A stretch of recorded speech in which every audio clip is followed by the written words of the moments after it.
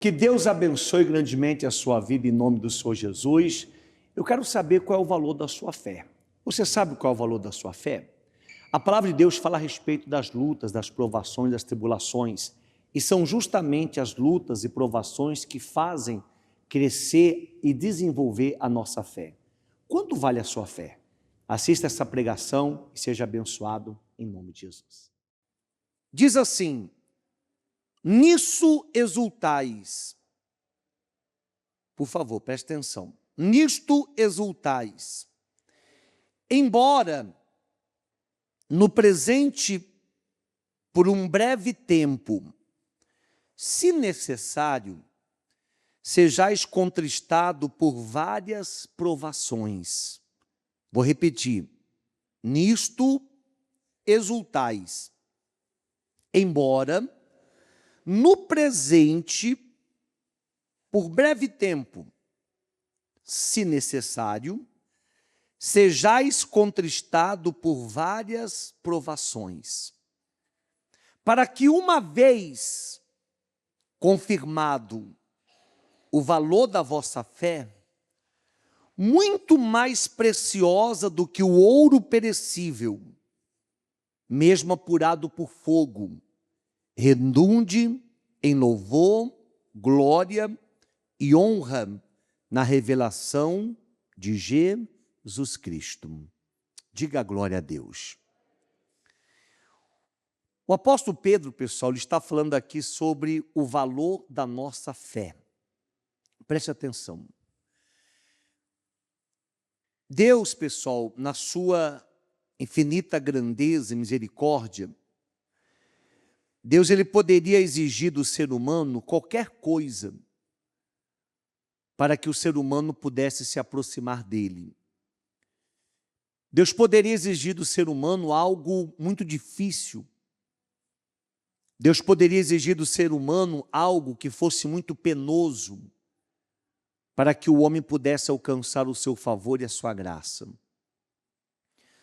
Só que a única coisa que Deus ele pede, a única coisa que Deus ele vamos dizer assim, que ele exige que a pessoa venha a ter para se aproximar dele, é que a pessoa se aproxime dele com inteira coração cheio de fé. A Bíblia diz que sem fé é impossível agradarmos a Deus. Deus não exige de uma pessoa, Ele não exige riquezas, Deus não exige de uma pessoa, um ensinamento culto. Existem alguns lugares, pessoal, que a pessoa, dependendo da sua classe social, ela não pode entrar. Existem alguns ambientes, existem alguns lugares que se a pessoa chegar trajando uma certa roupa, uma determinada tipo de roupa, ela não vai poder entrar naquele local. Existem alguns lugares que, se a pessoa não tiver uma determinada posição aquisitiva, um certo poder aquisitivo, não vai poder entrar. Existem alguns estabelecimentos que eu e você nunca vamos poder entrar, porque não temos recursos para entrar naquele lugar. Não temos recursos para adquirir determinadas coisas. Existem alguns bens materiais que, para muitos de nós aqui, só vão ficar no sonho. Existem algumas propriedades materiais que, para muitos de nós aqui, só em sonho nós vamos poder ter. Determinados tipos de carro. Existem alguns tipos de carro, para quem gosta de carro, existem alguns tipos de carro que a gente só vai poder ter em sonhos. Uma Ferrari, por exemplo.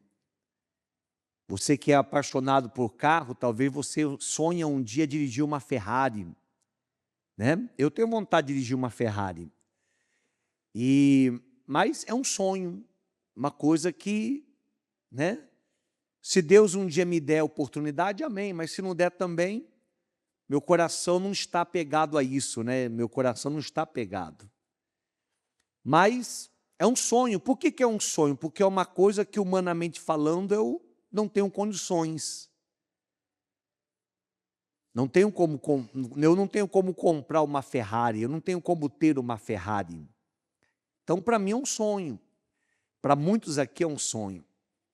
Existem alguns lugares que para você, talvez você vê lá no filme, você vê no jornal, você vê na televisão, alguns lugares paradisíacos, né?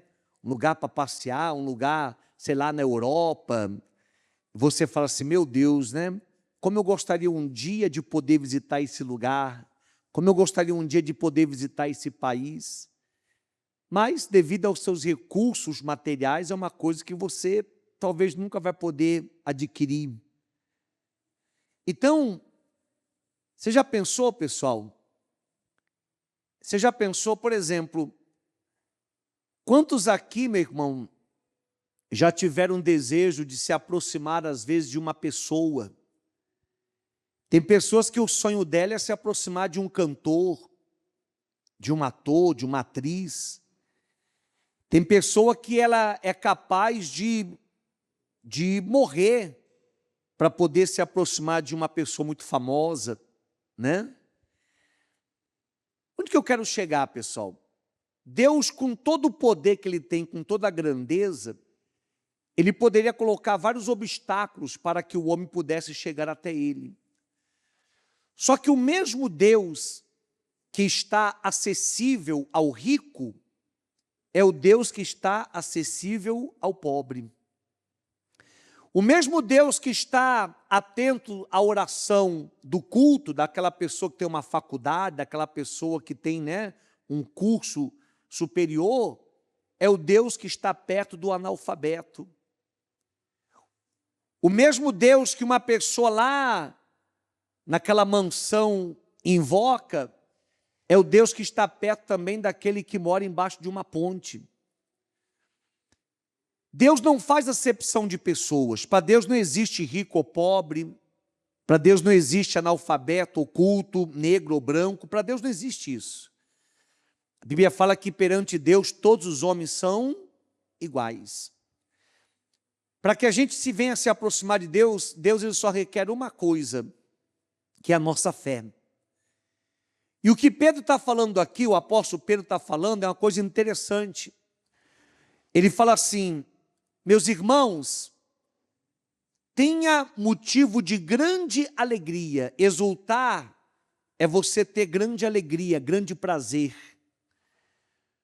Ele fala assim, ó, nisso vocês devem ter prazer, nisso você deve se alegrar. Embora, versículo 6, embora no presente, o que é o presente, pessoal? O hoje.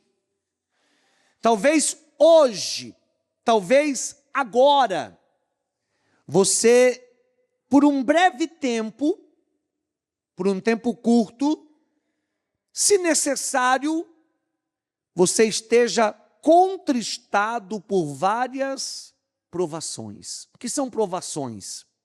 Problemas. Talvez hoje, olha para o bispo aqui, talvez hoje, você veio para a igreja com seu coração tão triste. Talvez você veio para essa reunião com seu coração tão amargurado. Talvez essa semana você recebeu uma notícia tão ruim no seu trabalho. Talvez você estava aguardando uma promoção, você estava tão ansioso.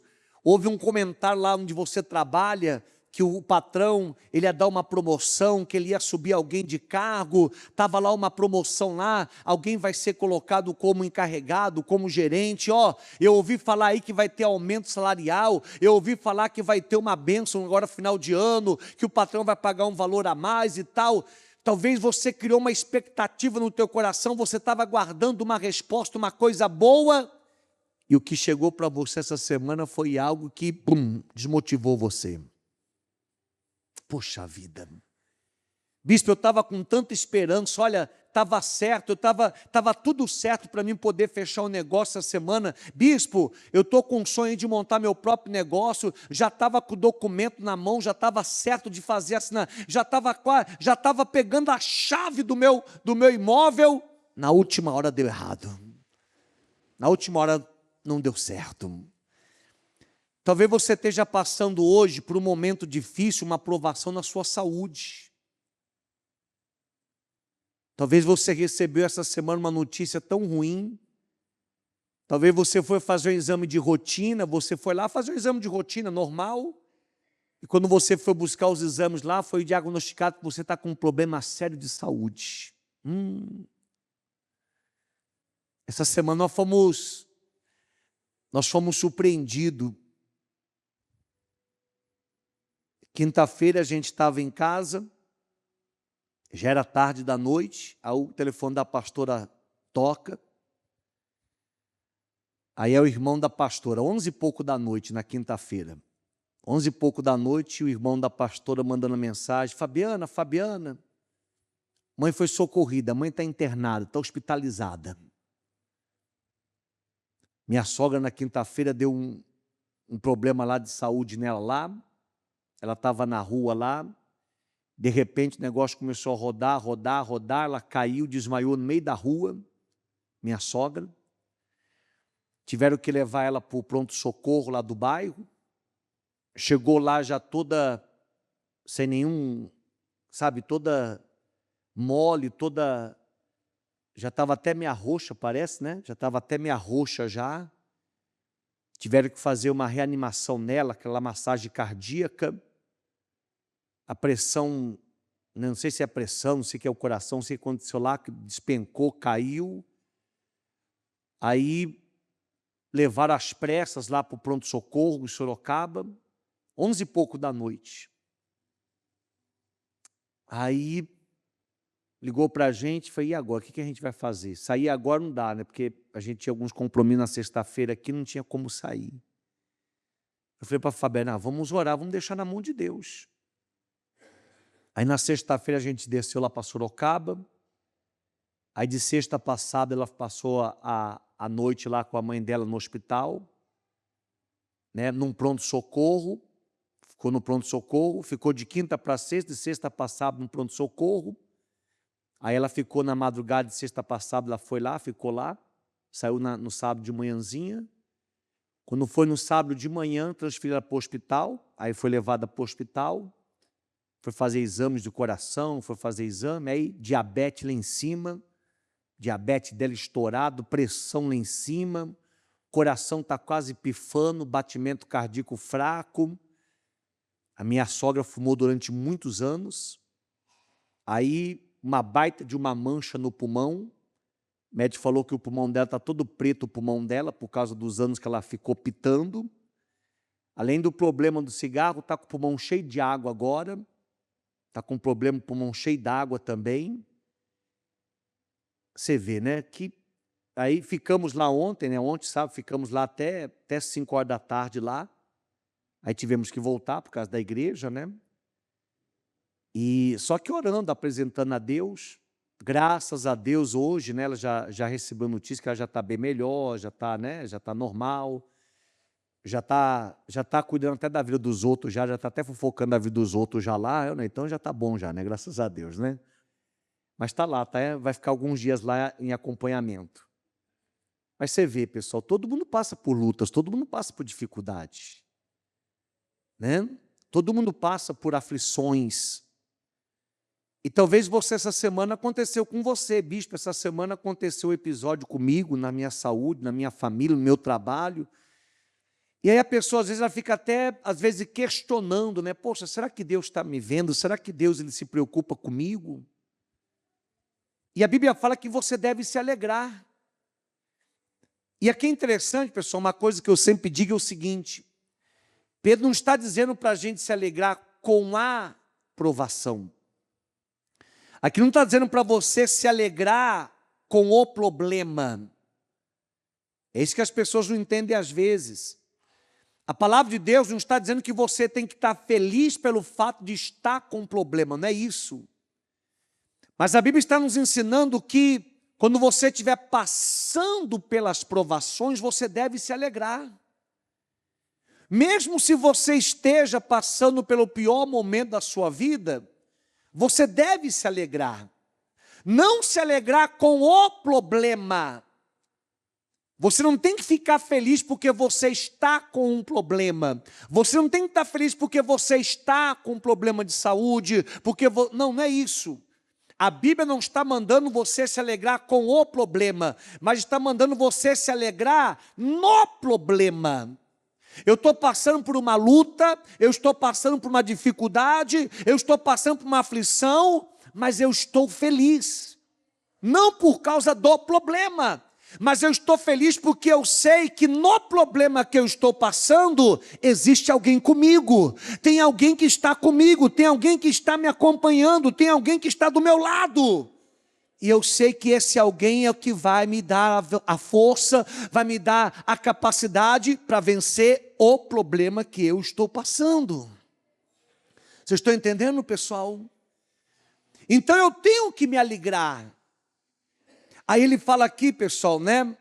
Ele diz aqui no versículo 7, para que uma vez confirmado o valor da vossa fé, muito mais preciosa do que o ouro perecível, mesmo apurado por fogo, redunde em louvor, glória e honra na revelação de Jesus Cristo. A fé, pessoal, ela é comparada aqui pelo apóstolo Pedro.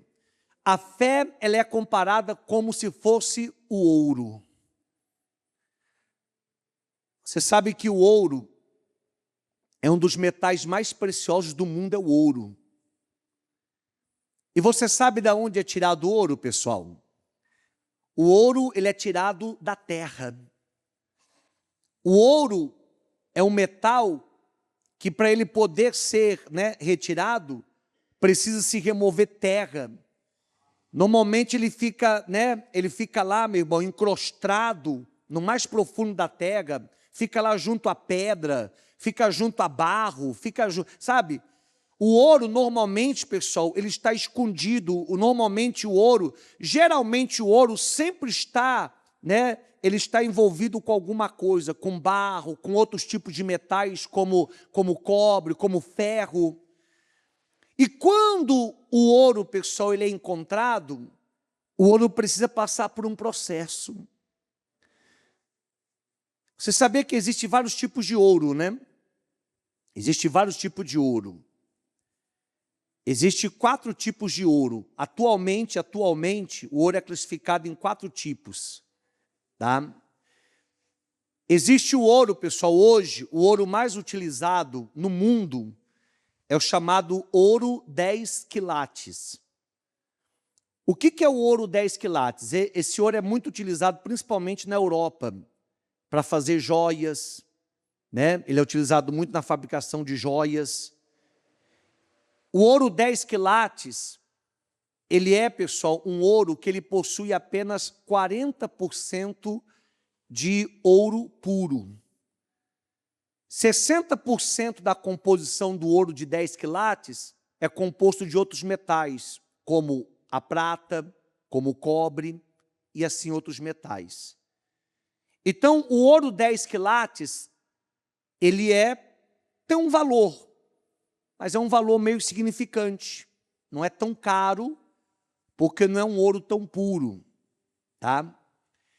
Depois nós temos o ouro, pessoal, 14 quilates. É uma classificação. Existe o ouro de 14 quilates.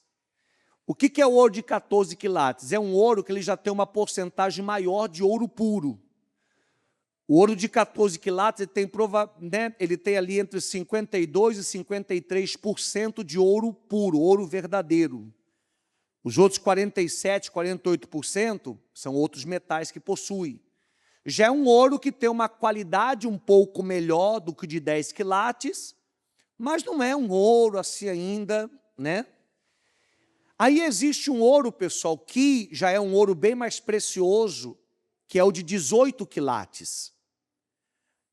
O ouro de 18 quilates, ele possui 75% de pureza. Já é um ouro mais refinado, já é um ouro mais caro, já é um ouro mais precioso. Tá? Uma joia feita com ouro de 18 quilates já é uma joia que tem um valor bem mais, acima, elevado do que outras joias. Já é uma joia já de valor. Mas existe ainda, pessoal, o ouro de 24 quilates. Esse é considerado o ouro puro. 100% de pureza. O ouro 24 quilates é aquele ouro que ele não tem mistura nenhuma. É só ouro e mais nada. E você sabe por que o ouro é um metal muito precioso? Porque o ouro, pessoal, não envelhece.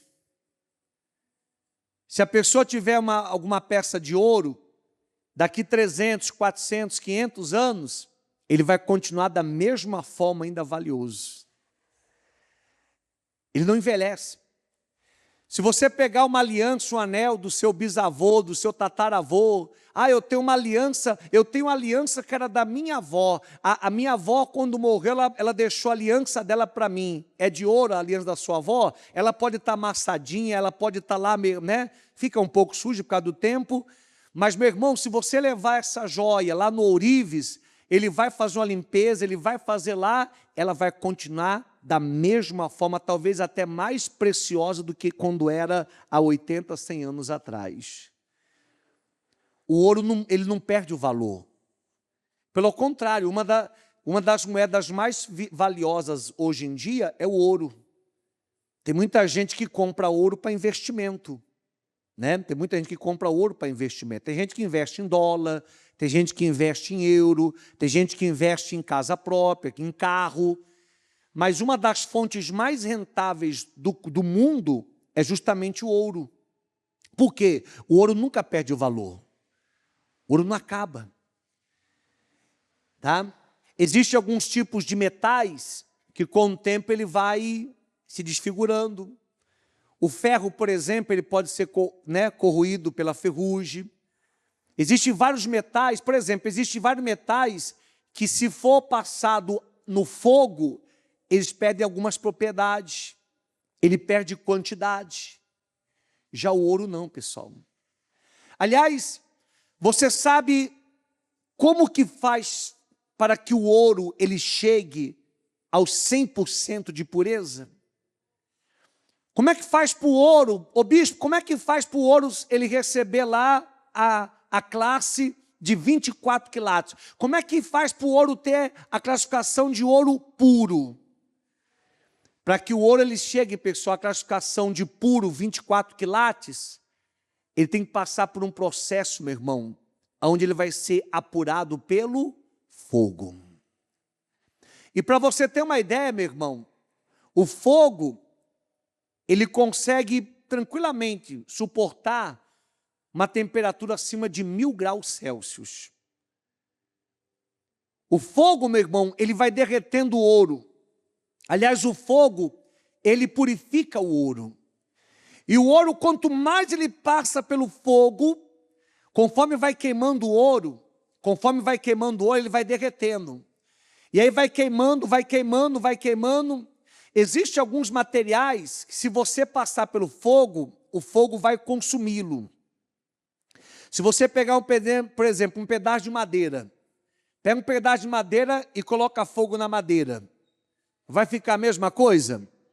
A madeira vai ter a mesma propriedade, a mesma quantidade? Não, o fogo vai consumir.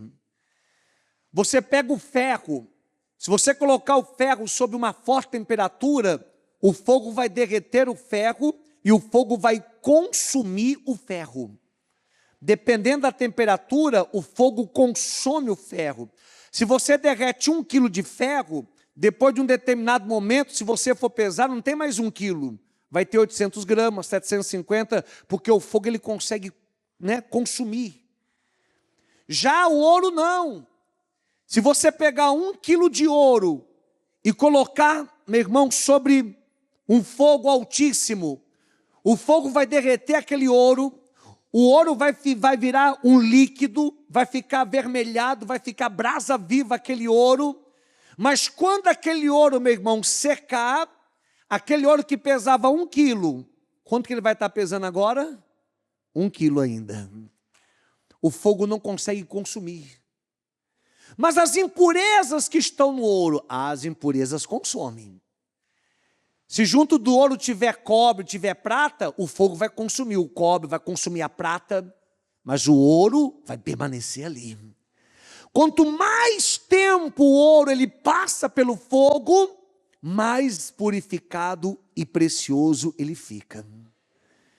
Então Pedro está dizendo aqui para a gente, meu irmão, que a nossa fé, ela tem que ser como ouro. As provações, as lutas, os problemas, é o fogo. Sabia disso? Cada luta que você passa, é como se você estivesse passando pelo fogo. Cada problema que você enfrenta, é como se você estivesse dentro de uma fornalha. Bispo, eu estou passando por um problema. Bispo, eu estou passando por uma situação. Meu Deus do céu. Você está passando pelo... Aliás, a própria Bíblia fala sobre isso. Meu irmão, mas uma vez que a sua fé esteja firmada em Cristo, uma vez que a sua confiança esteja firmada em Cristo, assim como o fogo, ele purifica o ouro, a prova, a luta, a dificuldade, ela vai purificar a sua fé. Eu vou dizer uma coisa para você, meu irmão. Deixa eu dizer uma coisa para você. O verdadeiro homem de Deus, a verdadeira mulher de Deus, ela não retrocede diante de um problema. A pessoa que é de Deus, meu irmão, a pessoa que ela confia em Deus, pode vir o problema que for, pode vir a adversidade que for, ela nunca vai recuar. Sabe por quê? Porque ela sabe que aquele problema, aquela luta, aquela tribulação vai fazer com que a fé dela seja aperfeiçoada, vai fazer com que a fé dela seja aprimorada. Meu irmão, quanto maior a luta que você estiver passando, quanto maior for a prova que você estiver passando, mais a sua fé vai ser fortalecida, mais a sua fé vai ser aprovada, mais você vai se fortalecer na presença de Deus. Uma coisa que eu sempre digo, quanto maior for a sua luta, se prepare, porque maior também vai ser a sua vitória, em nome de Jesus. Meu irmão, isso é que a palavra de Deus nos fala.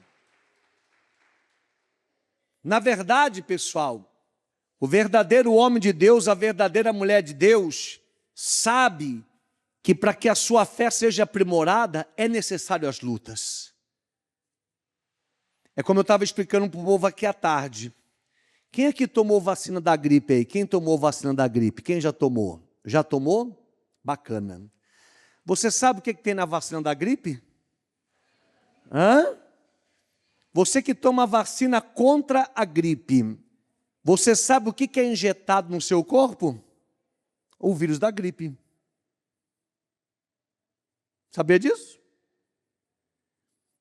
Você que toma... Tanto que tem pessoas aqui que quando tomou a vacina da gripe, ficou gripado. Quem já tomou vacina da gripe ficou gripada? Por quê? Porque a vacina da gripe já é o próprio vírus da gripe. Lógico que numa proporção, né, vamos dizer assim, mais fraquinha, mas é o próprio vírus. Quando a pessoa ela toma a vacina, ela está sendo injetada no corpo dela o próprio vírus. Como assim, bispo? Porque, na verdade, pessoal, a cura, quem vai produzir a cura para o teu corpo, é uns soldadinhos que nós temos dentro do nosso corpo. Dentro do nosso corpo aqui tem uns soldadinhos, tem uns guerreiros aqui dentro do nosso corpo aqui, chamado anticorpos. Quando no nosso corpo, eles diagnosticam ali, né, que tem algum ser estranho entrando, então eles vão se fortalecendo, eles vão criando uma resistência, esses soldadinhos vão se criando uma resistência para destruir aquele adversário. Quando você toma a vacina da gripe, é injetado em você o próprio vírus da gripe. Para quê? Para que o seu corpo produza os anticorpos necessários para que você esteja protegido. Se amanhã ou depois vir uma quantidade maior do vírus da gripe para te atingir, o seu corpo já vai estar preparado para aquilo, pessoal. Você está me entendendo? É interessante isso, né? Meu irmão, a fé, ela é assim. Quanto mais você passa por uma luta, quanto mais você passa por uma prova, mais fortalecendo você está. e você ganha uma batalha aqui, aparece outra ali, você ganha, aparece outra, e meu Deus, esse problema está grande, está nada. Aí você vai, luta, vence, aí aparece o maior, meu Deus, e agora não, Deus vai te dar força. Meu irmão, quando você olhar para trás, você já viu que os seus inimigos, tudinho que se levantou, foram derrubados, você venceu, e Deus cada vez está te dando coisas maiores e melhores na sua vida, em nome de Jesus. Nunca esmoreça na sua fé. Diga glória a Deus. Por isso, meu irmão, se você está passando por alguma provação, não murmure, não reclama. Apenas busque a Deus, adore a Deus, que Ele vai te fortalecer. Amém? Quem entendeu a palavra? Glorifica o nome de Jesus.